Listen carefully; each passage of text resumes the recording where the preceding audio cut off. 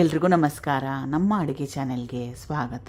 ಇವತ್ತಿನ ವಿಶೇಷ ಗರಿಗರಿಯಾಗಿ ರುಚಿಕರವಾಗಿ ಮತ್ತು ಆರೋಗ್ಯಕರವಾಗಿರೋ ಅಂಥ ಬೆಳಗ್ಗೆ ತಿಂಡಿ, ಅಥವಾ ಇದನ್ನು ರಾತ್ರಿ ಊಟಕ್ಕೆ ಕೂಡ ಮಾಡ್ಕೊಂಡು ತಿನ್ಬೋದು. ಮಕ್ಕಳಿಗೆ ಈವ್ನಿಂಗ್ ಸ್ನ್ಯಾಕ್ ಥರ ಕೂಡ ಮಾಡಿಕೊಡ್ಬೋದು. ಟ್ರೈ ಮಾಡಿ ನೋಡಿ ಒಂದು ಸಲ. ದೊಡ್ಡದಾಗಿರೋದು ಬಟ್ಲೆ ತೊಗೊಂಡಿದ್ದೀನಿ. 1 ಗ್ಲಾಸಷ್ಟು ಅಕ್ಕಿ ಹಿಟ್ಟು, ಅಥವಾ ಸುಮಾರು ಒಂದು 1/4 kg ಹೇಳಿರೋ ಕ್ವಾಂಟಿಟಿಯಲ್ಲಿ ಮಾಡಿಕೊಂಡ್ರೆ ಇಬ್ಬರಿಗೆ ಒಂದೊತ್ತಿಗೆ ಸಾಕಾಗತ್ತೆ. ಅರ್ಧ ಗ್ಲಾಸಷ್ಟು ಕಡಲೆ ಹಿಟ್ಟು, ರುಚಿಗೆ ತಕ್ಕಷ್ಟು ಉಪ್ಪು, ನೀರನ್ನ ಹಾಕ್ಕೊಳ್ಳೋಕೆ ಮುಂಚೆ ಒಂದು ಸಲ ಚೆನ್ನಾಗಿ ಕಲಿಸ್ಕೋಬೇಕು. ಈಗ ಸ್ವಲ್ಪ ನೀರನ್ನ ಹಾಕ್ಕೊಳ್ತಾ ದೋಸೆ ಹಿಟ್ಟದಲ್ಲಿ ಹಿಟ್ಟನ್ನು ಕಲಿಸ್ಕೋಬೇಕು. ಇಷ್ಟ ಇದ್ದರೆ ಹಿಟ್ಟಿಗೋಸ್ಕರ ಅರ್ಧ ಗ್ಲಾಸಷ್ಟು ಮೊಸರನ್ನ ಸೇರಿಸ್ಕೋಬೋದು. ಮಜ್ಜಿಗೆಲಿ ಕೂಡ ಹಿಟ್ಟನ್ನ ಕಲಿಸ್ಕೋಬೋದು ಇಷ್ಟ ಇದ್ದರೆ.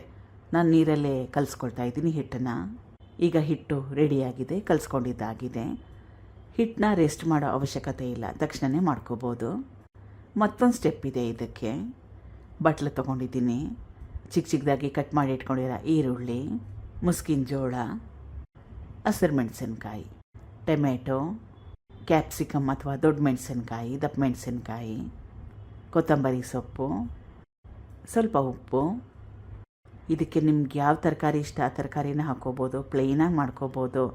ಈರುಳ್ಳಿ, ಕೊತ್ತಂಬರಿ ಸೊಪ್ಪು, ಹಸಿಮೆಣಸಿನ್ಕಾಯಿ ಖಾಲಿ 3 ಪದಾರ್ಥಗಳನ್ನ ಉಪಯೋಗ ಮಾಡಿ ಕೂಡ ಮಾಡ್ಕೋಬೋದು. ಹೆಂಚು ಇಟ್ಟಿದ್ದೆ ಮೊದಲೇ, ಚೆನ್ನಾಗಿ ಕಾದಿದೆ. ದೋಸೆನ ತೆಳುವಾಗಿ ಕೂಡ ಮಾಡ್ಕೋಬೋದು. ಇದು ಹೆಂಚಿಗೇನು ಅಂಟ್ಕೊಳ್ಳೋದಿಲ್ಲ. ದೋಸೆ ಹಾಕೊಂಡ್ಮೇಲೆ ಇದ್ರ ಮೇಲೆ ತರಕಾರಿಗಳನ್ನ ಧಾರಾಳವಾಗಿ ಉಪಯೋಗ ಮಾಡಿ, ಸ್ವಲ್ಪ ಎಣ್ಣೆ ಮುಚ್ಚಿಡಬೇಕು. ಗ್ಯಾಸ್ ಸ್ಟವ್ನ ಲೋ ಫ್ಲೇಮ್ನಲ್ಲಿ ಇಟ್ಕೊಂಡು ಪಿಜ್ಜಾ ಎಲ್ಲ ಬೇಯಿಸ್ಕೊಳ್ತೀವಲ್ಲ, ತವ ಮೇಲೆ ಇಟ್ಟಾಗ ಅದೇ ರೀತಿಯಲ್ಲಿ ಬೇಯಿಸ್ಕೋಬೇಕು.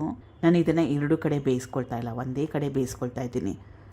5 ನಿಮಿಷ ಆದಮೇಲೆ ಈಗ ಇದಾಗಿದೆ. ತರಕಾರಿಗಳೆಲ್ಲ ಬೆಂದು ಇದೆ, ಸ್ವಲ್ಪ ಹಸಿ ಅಂಶ ಕೂಡ ಇದೆ. ನಿಮಗೆ 2 ಕಡೆ ಬೇಯಿಸ್ಕೊಳ್ಳೋಕೆ ಇಷ್ಟ ಇದ್ದರೆ 2 ಕಡೆ ಕೂಡ ಬೇಯಿಸ್ಕೋಬೋದು.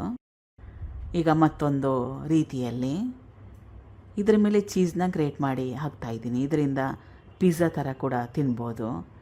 ಮಕ್ಳಿಗೆ ಮಾಡ್ಕೊಡಂಗಿದ್ರೆ ಈ ರೀತಿ ಮಾಡಿಕೊಡಿ, ಇಷ್ಟಪಡ್ತಾರೆ. ಪನ್ನೀರ್ ಇದ್ದರೆ ಮನೇಲಿ ಅದನ್ನು ಕೂಡ ಗ್ರೇಟ್ ಮಾಡಿ ಹಾಕ್ಕೋಬೋದು. ಸ್ವಲ್ಪ ಆರೆಗಾನೋ, ಚಿಲ್ಲಿ ಫ್ಲೇಕ್ಸು. ಈ ಆರೆಗಾನೋ ಮತ್ತು ಚಿಲ್ಲಿ ಫ್ಲೇಕ್ಸ್ನ ಆಪ್ಷನಲ್ ಆಗಿ ಇಟ್ಕೊಳ್ಳಿ. ಮನೇಲಿಲ್ಲ ಅಂದರೆ ಹಾಕ್ಕೊಳ್ಳಿಲ್ಲ ಅಂದರೂ ಪರವಾಗಿಲ್ಲ, ಇದ್ದರೆ ಹಾಕ್ಕೊಳ್ಳಿ, ಇಲ್ಲಾಂದರೆ ಸ್ಕಿಪ್ ಮಾಡಿ. ಹೆಂಚಿನ ಅಂಚಿನಲ್ಲಿ ಸ್ವಲ್ಪ ನೀರನ್ನ ಹಾಕ್ಕೊಳ್ತಾ ಇದ್ದೀನಿ.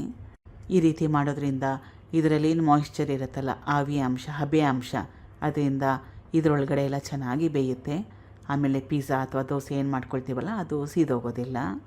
ಪಿಜ್ಜಾ ತರಿಸಿದಾಗ ಜಾಸ್ತಿ ಏನಾದರೂ ಉಳಿದೋಗಿದ್ದಾಗ ಫ್ರಿಡ್ಜಲ್ಲಿ ಇಟ್ಟಿರ್ತೀವಿ. ಆವಾಗ ಮತ್ತೊಮ್ಮೆ ಬಿಸಿ ಮಾಡ್ಕೊಳ್ಳೋಂಗಿದ್ರೆ ಇದೇ ಮೆಥಡ್ನ ಫಾಲೋ ಮಾಡಿ. ಹೆಂಚು ಮೇಲಿಡಿ, ಅಂಚಿನಲ್ಲಿ ಸ್ವಲ್ಪ ನೀರು ಹಾಕಿ ಮುಚ್ಚಿಟ್ಬಿಡಿ.